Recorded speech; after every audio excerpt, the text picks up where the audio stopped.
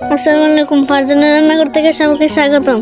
আজকে আমার আম্মু বাসায় মুড়িঘণ্ট রান্না করেছিল, তাই আপনাদের সাথে শেয়ার করলাম। আমাদের বাসায় মাছের মাথা কে পছন্দ করে না, তাই আমার আম্মু বাসায় মাছের মাথা জমিয়ে রেখে এভাবে রান্না করে, তাহলে মাছ আর অপচয় হয় না। মাছের মুড়িঘণ্ট বাসায় সবাই পছন্দ, যদি আমি কাটার জন্য খেতে পারি না। যাই হোক, রান্নায় চলে যাই। এখন আমার আম্মু একে একে সব মশলা দিয়ে দিল। এখন আমার আম্মু সবগুলো মশলা নেড়ে চেড়ে নিবে। তেল ওঠার আগ পর্যন্ত মশলাটি কষিয়ে নিবে। মশলা কষানো হয়ে গেলে একে একে সবগুলো মাছের মাথা দিয়ে দিবে। এখানে আছে রুই, তেলাপিয়া, পাঙ্গাস মাছের মাথা।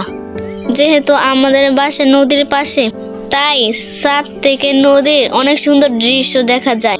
মনে হয় রং দিয়ে ছবি আর্ট করা। শান্ত একটা নদী। তো এখন আম্মু মুগ ডাল দিয়ে মাছের মাথাটি কষিয়ে নিল। এখন দিয়ে দিল পানি, কিছুক্ষণ ঢেকে রেখে দিল। তারপর দিয়ে দিল ধনিয়া পাতা। এখন রান্না প্রায় শেষ। মাশাআল্লাহ, দেখেন আমার আম্মুর হাতের মুড়িঘণ্ট কতটা সুন্দর হয়েছে।